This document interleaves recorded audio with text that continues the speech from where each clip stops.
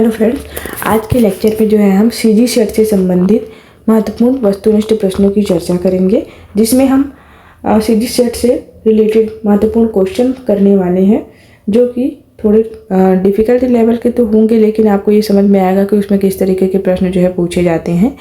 तो प्रश्न जो है लाइफ साइंस सब्जेक्ट के लिए है, जो कि लाइफ साइंस सब्जेक्ट से पेपर दे रहे हों, जिसमें जूलॉजी, बॉटनी, बायोटेक्नोलॉजी, माइक्रोबायोलॉजी ये सभी सब्जेक्ट विषय जो है शामिल रहती हैं।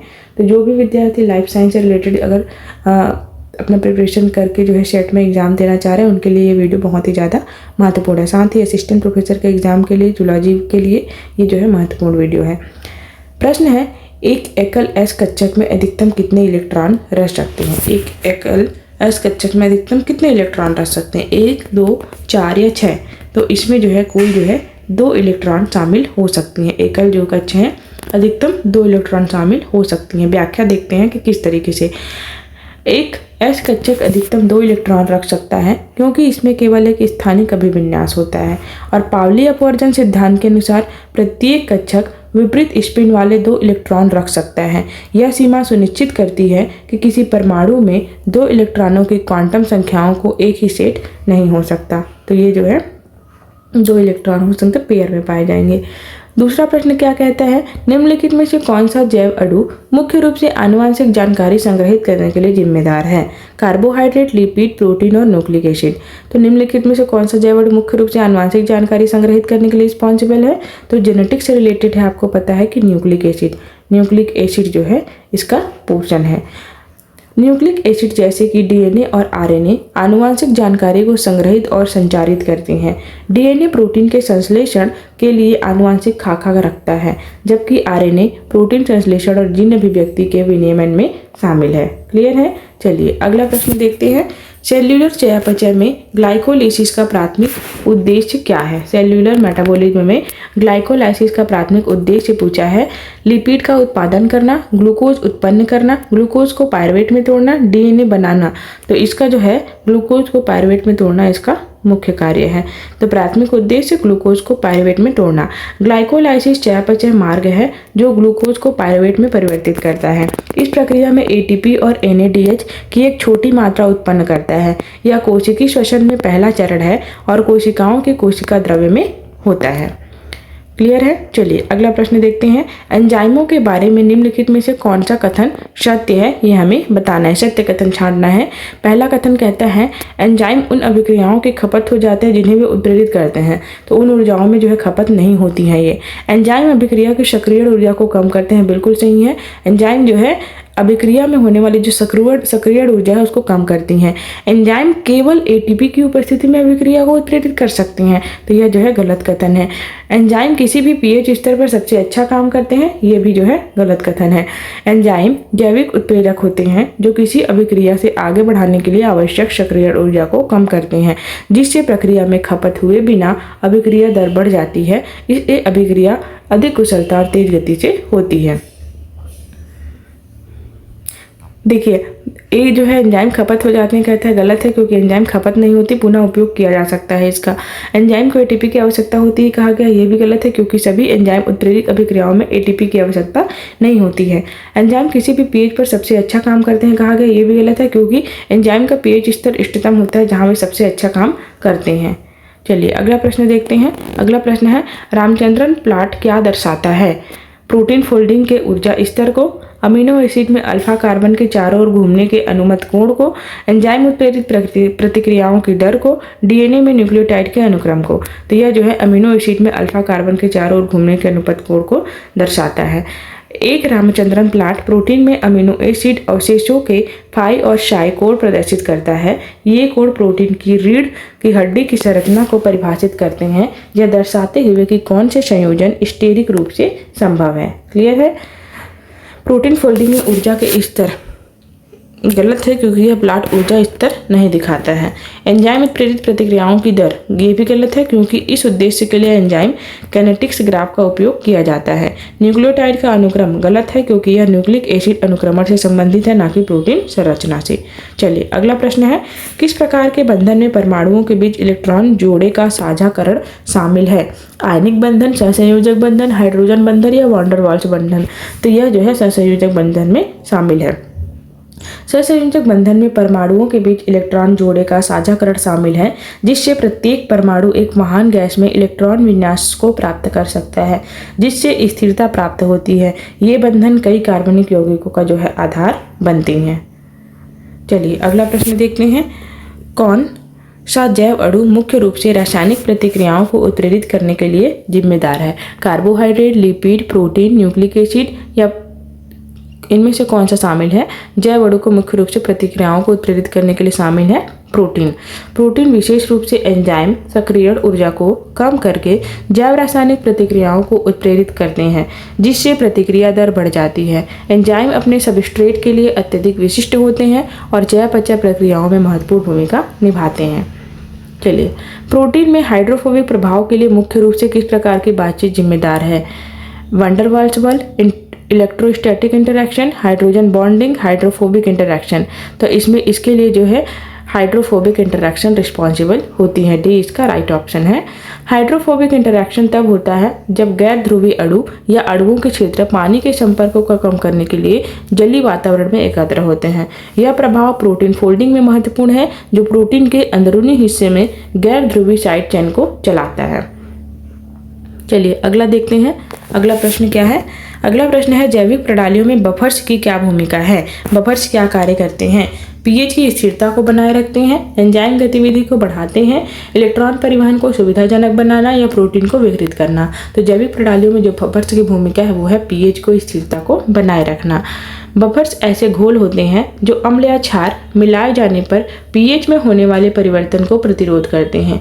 वे जैविक प्रणालियों में स्थिर पीएच वातावरण बनाए रखने के लिए महत्वपूर्ण है, जो उचित एंजाइम फंक्शन और चयापचय प्रक्रियाओं के लिए आवश्यक होते हैं। चलिए अगला प्रश्न है, ऑक्सीडेटिव फास्फोरिलेशन का मुख्य उत्पाद क्या है? ग्लूकोज, पायरुवेट, एटीपी या एनडीएच? तो ऑक्सीडेटिव फास्फोरिलेशन का जो मुख्य उत्पाद है वो है हमारा एटीपी। नेक्स्ट है, चलिए इसके बारे में डिस्कशन देख लेते हैं। ऑक्सीडेटिव फास्फोरिलेशन माइटोकॉन्ड्रिया में होता है, जहां इलेक्ट्रॉन परिवहन श्रृंखला से प्राप्त ऊर्जा का उपयोग करके एटीपी का उत्पादन किया जाता है। इस प्रक्रिया में एनडीएच और एडीएच जो है 2 से ऑक्सीजन में इलेक्ट्रॉनों का स्थानांतरण शामिल है, जिससे एटीपी उत्पन्न होती है। अगला प्रश्न है, माइकेलिस मेंटेन स्थिरांक की मी क्या है? अधिकतम प्रतिक्रिया वेग, आधे अधिकतम वेग पर सबस्ट्रेट सांद्रता, अवरोधक सांद्रता या एंजाइम सांद्रता? तो यह जो है आधे अधिकतम वेग पर सबस्ट्रेट की सांद्रता है। माइकेलिस मेंटेन स्थिरांक की मी सबस्ट्रेट सांद्रता का एक माप है जिस पर एक एंजाइम अपने आधे अधिकतम वेग पर काम करता है। यह अपने सबस्ट्रेट के लिए एंजाइम की आत्मीयता के बारे में जानकारी प्रदान करता है। कम Km उच्च आत्मीयता को इंगित जो है करता है। चलिए अगला प्रश्न देखते हैं, प्रोटीन संरचना में रामचंद्रन प्लॉट का क्या महत्व है? यह प्रोटीन फोल्डिंग मार्गों में भविष्यवाणी करता है, पॉलीपेप्टाइड श्रृंखलाओं में अनुपद डाइहेड्रल कोड दिखाता है, प्रोटीन स्थिरता को मापता है, प्रोटीन लिगेंड इंटरेक्शन का विश्लेषण करता है। तो इसका राइट ऑप्शन है, यह पॉलीपेप्टाइड श्रृंखलाओं के अनुमत डाइहेड्रल कोड जो है दिखाता है। प्रोटीन संरचना में रामचंद्रन प्लॉट जो है, रामचंद्रन प्लांट एक पॉलीपेप्टाइड श्रृंखला में अमीनो एसिड के फाई और ट्राई डाइहेड्रल कोडों के स्टेरिक रूप से अनुपद क्षेत्रों को दर्शाता है। यह द्वितीयक संरचनाओं की भविष्यवाणी करने में और प्रोटीन के अनुरूपता संबंधी बाधाओं को समझने में मदद करता है। अगला प्रश्न है, शारीरिक स्थितियों में डीएनए का कौन सा रूप पाया जाता है? A DNA, B DNA, Z DNA या सी डीएनए? तो इनमें जो है बी डीएनए देखने को मिलता है। बी डीएनए शारीरिक स्थितियों में डीएनए का सबसे सामान्य रूप है। इसकी विशेषता इसके दाएं हाथ के हेलिक्स के प्रति मोड़ 10.5 बेस पेयर है। यह कोशिकाओं में डीएनए के लिए मानक संरचना है। ए डीएनए गलत है क्योंकि ए डीएनए निर्जल स्थितियों में बनता है। जेड डीएनए भी गलत है क्योंकि जेड डीएनए एक बाएं हाथ का हेलिक्स है जो विशिष्ट अनुक्रम और स्थितियों में पाया जाता है। सी डीएनए गलत है क्योंकि सी डीएनए डीएनए का सामान्य या मानक रूप नहीं है। चलिए अगला प्रश्न है, प्रोटीन की तृतीयक संरचना को बनाए रखने का कौन सा कारक महत्वपूर्ण है? प्राथमिक अमीनो एसिड अनुक्रम, केवल हाइड्रोजन बॉन्ड, केवल सहसंयोजक बंधन या डाइसल्फाइड ब्रिज हाइड्रोजन बॉन्ड और हाइड्रोक्लोरिक इंटरेक्शन? तो डाइसल्फाइड ब्रिज हाइड्रोक्लोरिक बॉन्ड और हाइड्रोफोबिक इंटरेक्शन इसका आंसर होगा। प्रोटीन की तृतीयक संरचना को विभिन्न इंटरैक्शन द्वारा स्थिर किया जाता है, जिसमें डाइसल्फाइड ब्रिज सहसंयोजक बंधन, हाइड्रोजन बॉन्ड और हाइड्रोफोबिक इंटरैक्शन शामिल है। ये बल प्रोटीन की त्रिआयामी संरचना को बनाए रखने के लिए एक साथ जो है काम करती हैं। देखिए, प्राथमिक अमीनो एसिड अनुक्रम गलत है क्योंकि यह तृतीयक संरचना को निर्धारित करता है लेकिन स्थिर नहीं करता है। केवल हाइड्रोजन बॉन्ड भी गलत है क्योंकि इसमें कई इंटरैक्शन शामिल होते हैं। केवल सहसंयोजक बंधन भी गलत है क्योंकि गैर सहसंयोजक इंटरैक्शन भी महत्वपूर्ण है। कौन सा चयापचय मार्ग ग्लूकोज से एटीपी और पायरुवेट का उत्पादन करता है? ग्लूकोनोजेनेसिस, ग्लाइकोलाइसिस, क्रेब्स चक्र, बीटा ऑक्सीकरण? तो इसका राइट ऑप्शन है ग्लाइकोलाइसिस।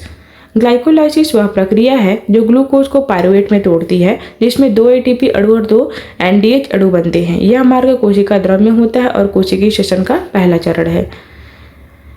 ग्लूकोजेनेसिस गलत है क्योंकि यह गैर कार्बोहाइड्रेट स्रोतों से ग्लूकोज उत्पन्न करता है। क्रेब्स चक्र गलत है क्योंकि यह पायरुवेट को कार्बन डाइऑक्साइड और उच्च ऊर्जा अणुओं में संसाधित करता है। बीटा ऑक्सीकरण गलत है क्योंकि इसमें ग्लूकोज नहीं बल्कि फैटी एसिड का टूटना शामिल है। फैटी एसिड के टूटने में कौन सा मार्ग शामिल है? Glycolysis, gluconeogenesis, beta oxidation, pentose phosphatase मार्ग? तो इसके लिए इंपॉर्टेंट है बीटा ऑक्सीडेशन, सी इसका राइट ऑप्शन है। बीटा ऑक्सीकरण चयापचय मार्ग है जो फैटी एसिड को एसिटाइल कोएंजाइम इकाइयों में तोड़ने के लिए जिम्मेदार है, जो आगे ऊर्जा उत्पादन के लिए क्रेब्स चक्र में प्रवेश कर सकते हैं। यह प्रक्रिया माइटोकॉन्ड्रिया में होती है। ग्लाइकोलाइसिस गलत है क्योंकि यह ग्लूकोज को तोड़ता है, फैटी एसिड को नहीं। ग्लूकोनोजेनेसिस भी गलत है क्योंकि यह गैर कार्बोहाइड्रेट स्रोत से ग्लूकोज को संश्लेषित करता है। चलिए अगला है, ट्रांस एमिनेशन अभिक्रिया में अमीनो समूह का प्राथमिक दाता कौन सा एसिड है? तो ग्लूटामेट एसिड है। ग्लूटामेट ट्रांस एमिनेशन अभिक्रियाओं में प्राथमिक अमीनो समूह दाता है। यह अभिक्रिया अमीनो समूह को अमीनो एसिड से अल्फा कीटो एसिड में स्थानांतरित करती है, नए अमीनो एसिड बनाती है और नाइट्रोजन चयापचय में महत्वपूर्ण भूमिका निभाती है। अगला प्रश्न है, किस प्रकार के एंजाइम विनिमय में सक्रिय साइट के अलावा किसी अन्य साइट पर अणु का बंधन शामिल होता है? प्रतिस्पर्धी अवरोधन, एलोस्टेरिक विनिमय, सहसंयोजक संशोधन, प्रतिक्रिया अवरोधन? तो बी एलोस्टेरिक विनिमय, बी इसका राइट ऑप्शन है। एलोस्टेरिक विनिमय में एंजाइम की सक्रिय साइट के अलावा किसी अन्य साइट पर प्रभावकारी अणु का बंधन शामिल होता है। यह बंधन एंजाइम की गतिविधि को बढ़ा सकता है या बाधित कर सकता है, जो चयापचय मार्गों को विनियमित करने के लिए एक तंत्र प्रदान करता है। प्रतिस्पर्धी अवरोधन गलत है क्योंकि इसमें सक्रिय साइट पर बंधन जो है शामिल है। सहसंयोजक संशोधन भी गलत है क्योंकि इसमें फास्फोराइलेशन जैसे रासायनिक परिवर्तन शामिल है। प्रतिक्रिया अवरोधन भी गलत है क्योंकि यह अंतिम उत्पादों को संदर्भित करता है जो पहले चरण को बाधित करते हैं, अक्सर एलोस्टेरिक साइटों के माध्यम से। कोएंजाइम ए के संश्लेषण के लिए कौन सा विटामिन आवश्यक है? Vitamin A, vitamin B5, vitamin C, vitamin D? तो विटामिन B5 रिस्पॉन्सिबल होता है। विटामिन B5 जिसे पेंटोथेनिक एसिड के रूप में जाना जाता है, कोएंजाइम ए के संश्लेषण के लिए आवश्यक है। कोएंजाइम ए फैटी एसिड चयापचय और क्रेब्स चक्र के लिए महत्वपूर्ण है, जो ऊर्जा उत्पादन में महत्वपूर्ण भूमिका निभाता है। विटामिन ए गलत है क्योंकि यह दृष्टि और प्रतिरक्षा कार्य में शामिल है। विटामिन सी भी गलत है क्योंकि यह कोलेजन संश्लेषण और एंटीऑक्सीडेंट रक्षा में शामिल है। विटामिन डी भी गलत है क्योंकि यह कैल्शियम होम्योस्टेसिस और हड्डियों के स्वास्थ्य को नियंत्रित करता है। अगला प्रश्न है, कौन सा न्यूक्लियोटाइड कोशिकाओं में एक प्रमुख ऊर्जा वाहक है? ATP, CTP, GTP, TTP? तो यह जो एग्जाम्पल है वो है हमारा एटीपी, इसका राइट ऑप्शन है। एडेनोसिन ट्राइफॉस्फेट कोशिकाओं में प्राथमिक ऊर्जा वाहक है। यह मांसपेशियों के संकुचन, कोशिका विभाजन और प्रोटीन संश्लेषण सहित विभिन्न जैव रासायनिक प्रक्रियाओं के लिए आवश्यक ऊर्जा जो है प्रदान करता है। सीटीपी गलत है क्योंकि यह मुख्य रूप से लिपिड संश्लेषण में शामिल है। जीटीपी गलत है क्योंकि यह प्रोटीन संश्लेषण और सिग्नल ट्रांसडक्शन में शामिल है लेकिन मुख्य ऊर्जा वाहक नहीं है। टीटीपी गलत है क्योंकि इसका उपयोग ऊर्जा वाहक के रूप में नहीं बल्कि डीएनए के संश्लेषण में किया जाता है। ऊष्मागतिकी का दूसरा नियम क्या बताता है? ऊर्जा का निर्माण या विनाश नहीं किया जा सकता। पृथक प्रणाली की कुल एंट्रॉपी केवल बढ़ सकती है। एक बंद प्रणाली में ऊर्जा स्थिर रहती है, या फिर किसी प्रतिक्रिया का एंथैल्पी परिवर्तन विनिमय की गई ऊष्मा के बराबर होता है। तो यह ये बताता है कि एक पृथक प्रणाली की कुल एंट्रॉपी केवल बढ़ सकती है। ऊष्मागतिकी का दूसरा नियम बताता है कि एक पृथक प्रणाली की एंट्रॉपी या अव्यवस्था हमेशा समय के साथ बढ़ती रहेगी। यह सिद्धांत उच्च एंट्रॉपी की स्थिति की ओर बढ़ने की प्रणालियों की प्राकृतिक प्रवृत्ति की व्याख्या करता है। अगला प्रश्न है, ऊर्जा का निर्माण या विनाश नहीं किया जा सकता। गलत है, क्योंकि यह ऊष्मागतिकी का पहला नियम है। एक बंद प्रणाली में ऊर्जा स्थिर रहती है। गलत है, क्योंकि यह भी ऊष्मागतिकी के पहले नियम से संदर्भित है। किसी प्रक्रिया का एंथैल्पी परिवर्तन। गलत है, क्योंकि यह दूसरे नियम से संबंधित नहीं है। अगला है, कौन सा गुण एक संयोजी गुण नहीं माना गया है। क्वथनांक में वृद्धि, हिमांक का अवनमन, वाष्प दाब में कमी, ताप क्षमता में वृद्धि। तो ताप क्षमता में वृद्धि जो है एक संयोजी गुण नहीं माना जाता है।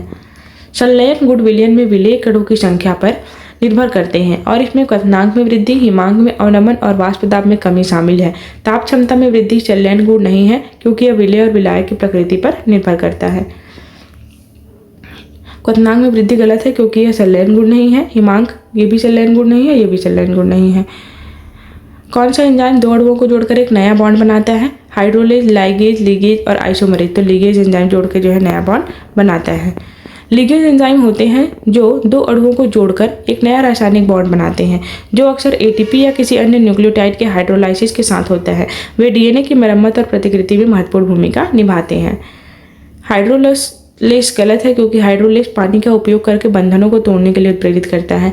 लाइज गलत है, क्योंकि लाइज पानी के बिना बंधनों के तोड़ने को उत्प्रेरित करता है। आइसोमरेज गलत है, क्योंकि आइसोमरेज एक अणु के भीतर परमाणुओं की पुनर्व्यवस्था को उत्प्रेरित करता है। कोशिकाओं में चैपरिन प्रोटीन की क्या भूमिका है। चयापचय प्रतिक्रियाओं को उत्प्रेरित करना, उचित प्रोटीन फोल्डिंग की सुविधा प्रदान करना, गलत तरीके से फोल्ड किए गए प्रोटीन को विघटित करने, झिल्ली के पार प्रोटीन का परिवहन करना। तो यह जो है उचित प्रोटीन फोल्डिंग की सुविधा जो है प्रदान करती है। चैपरिन प्रोटीन अन्य प्रोटीन की उचित फोल्डिंग में सहायता करते हैं, जिससे गलत फोल्डिंग और एकत्रीकरण को रोका जा सकता है। ये सुनिश्चित करते हैं कि प्रोटीन अपनी सही त्रिआयामी संरचना प्राप्त करे जो उनके कार्य के लिए आवश्यक है। चयापचय प्रतिक्रियाओं को उत्प्रेरित करे। गलत है, क्योंकि एंजाइम की यह भूमिका निभाते हैं। गलत तरीके से फोल्ड किए गए प्रोटीन को विघटित करने भी गलत है, क्योंकि प्रोटीसोम और लाइसोसोम प्रोटीन को विघटित करते हैं। झिल्ली के पार प्रोटीन का परिवहन करे। गलत है, क्योंकि यह परिवहन प्रोटीन के द्वारा जो है किया जाता है। जेड डीएनए को बी डीएनए से क्या अलग करता है। दायां हाथ वाला हेलिक्स, बायां हाथ वाला हेलिक्स, ट्रिपल हेलिक्स संरचना, फास्फेट बैकबोन की अनुपस्थिति। तो बायां हाथ वाला हेलिक्स जो है करता है। जेड डीएनए दायां हाथ वाले बी डीएनए के विपरीत डीएनए का बायां हाथ वाला हेलिकल रूप है। जेड डीएनए में जिगजैग सुपरफास्फेट बैकबोन होता है, और यह कुछ स्थितियों में होता है, जैसे कि उच्च नमक सांद्रता और विशिष्ट अनुक्रम। दाएं हाथ वाला हेलिक्स गलत, क्योंकि यह बी डीएनए का वर्णन करता है। ट्रिपल हेलिक्स संरचना गलत है, क्योंकि ना तो बी डीएनए है ना तो जेड डीएनए में ट्रिपल हेलिक्स है। फास्फेटेज बैकबोन की अनुपस्थिति गलत है, क्योंकि दोनों रूपों में फास्फेट बैकबोन होता है। कौन सी प्रक्रिया सीधे माइटोकॉन्ड्रिया में एटीपी उत्पन्न करती है। ग्लाइकोलाइसिस, क्रेब्स चक्र, इलेक्ट्रॉन परिवहन श्रृंखला या ऑक्सीडेटिव फास्फोराइलेशन। ऑक्सीडेटिव फास्फोराइलेशन इसका सही उत्तर है। ऑक्सीडेटिव फास्फोराइलेशन माइटोकॉन्ड्रिया में होता है, और इसमें इलेक्ट्रॉन परिवहन श्रृंखला और एटीपी सिंथेज शामिल होते हैं। यह इलेक्ट्रॉन स्थानांतरण से निकलने वाली ऊर्जा का उपयोग करके माइटोकॉन्ड्रियल झिल्ली में प्रोटीन पंप करके एटीपी उत्पन्न करता है, जिससे एक प्रोटॉन ग्रेडियंट बनता है जो एटीपी संश्लेषण को प्रेरित करता है। एंजाइम उत्प्रेरित प्रक्रिया पर प्रतिस्पर्धा अवरोधक का प्रभाव होता है। Vmax Km बढ़ता है, Km घटता है, अपरिवर्तित Km और Vmax है। तो इसका है Km जो है बढ़ता है। एक प्रतिस्पर्धी अवरोधक सबस्ट्रेट के साथ प्रतिस्पर्धा करते हुए एंजाइम की सक्रिय साइट से जुड़ता है। यह स्पष्ट Km माइकलिस स्थिरांक को बढ़ाता है, जो सबस्ट्रेट के लिए कम आत्मीयता को दर्शाता है, लेकिन Vmax अधिकतम वेग को प्रभावित नहीं करता, क्योंकि अवरोध का सबस्ट्रेट सांद्रता बढ़ाकर दूर किया जा सकता है। अगला है, कौन सा अणु सिग्नल ट्रांजैक्शन मार्ग में द्वितीयक संदेश वाहक के रूप में कार्य करता है। ATP, CMP, GTP, NADH. तो सीएमपी जो है करता है। Cyclic AMP signal transaction pathway में एक सामान्य सेकेंडरी मैसेंजर है। यह हार्मोन जैसे बाह्य कोशिकीय अणुओं में संकेतों को इंट्रासेल्युलर लक्ष्यों तक रिले करता है, जिससे विभिन्न सेल्युलर प्रतिक्रियाएं जो है शुरू होती हैं। एटीपी गलत है क्योंकि यह ऊर्जा मुद्रा का अणु है। जीटीपी गलत है क्योंकि यह ऊर्जा हस्तांतरण और सिंगल ट्रांजैक्शन में शामिल है, लेकिन सीएमपी की तरह सेकेंडरी मैसेंजर के रूप में नहीं। एनएडीएच भी गलत है क्योंकि यह चयापचय प्रतिक्रियाओं में वह एक इलेक्ट्रॉन वाहक है। तो इस तरीके से हमने जो है महत्वपूर्ण प्रश्नों की चर्चा की। अगला प्रश्न है, कौन सा हार्मोन टायरोसिन से प्राप्त होता है और चयापचय दर को प्रभावित करता है? Insulin, cortisol, thyroxine, oestrogen. तो थायरोक्सिन हार्मोन इसका राइट ऑप्शन है। थायरोक्सिन T4 एक थायराइड हार्मोन है जो अमीनो एसिड टायरोसिन से प्राप्त होता है। यह शरीर की चयापचय दर, हृदय समारोह और विकास के विनियमित करने के लिए महत्वपूर्ण भूमिका निभाता है। इंसुलिन गलत है क्योंकि यह ग्लूकोज विनिमय में शामिल एक पेप्टाइड हार्मोन है। कॉर्टिसोल भी गलत है क्योंकि यह तनाव प्रक्रिया में शामिल एक स्टेरॉइड हार्मोन है। एस्ट्रोजन भी गलत है क्योंकि यह प्रजनन कार्यों में शामिल एक स्टेरॉइड हार्मोन है। अगला प्रश्न है, कोशिकाओं में प्रवेश करने के लिए ग्लूकोज किस प्रकार के परिवहन तंत्र का उपयोग करता है? सरल प्रसार, सुगम प्रसार, सक्रिय परिवहन, परासरण। तो सुगम प्रसार का उपयोग जो है ये करता है। ग्लूकोज मुख्य रूप से सुगम प्रसार के माध्यम से कोशिकाओं में प्रवेश करता है, जिसमें GLUT ट्रांसपोर्टर जैसे वाहक प्रोटीन शामिल होते हैं। यह प्रक्रिया ग्लूकोज को ऊर्जा इनपुट की आवश्यकता के बिना अपनी सांद्रता ढाल को नीचे ले जाने की अनुमति देती है। सरल प्रसार गलत है क्योंकि ग्लूकोज सहायता के बिना लिपिड लेयर से नहीं गुजरता है। सक्रिय परिवहन भी गलत है क्योंकि इस प्रक्रिया में पदार्थों की उनकी सांद्रता ढाल के विरुद्ध ले जाने के लिए ऊर्जा की आवश्यकता होती है। परासरण भी गलत है क्योंकि परासरण विशेष रूप से पानी की गति को संदर्भित करता है, ना कि ग्लूकोज को। क्लियर है? तो ये भी हमने जो है लाइफ साइंस से रिलेटेड सीजी सेट के लिए महत्वपूर्ण वस्तुनिष्ठ प्रश्नों की चर्चा की। इसी तरीके से आप जो है अगर प्रिपरेशन करना चाहते हैं तो चैनल को लाइक और सब्सक्राइब जरूर करिएगा और कमेंट में जरूर बताइएगा कि आप किस एग्जाम की प्रिपरेशन कर रहे हैं। ऑल द बेस्ट आप सभी को।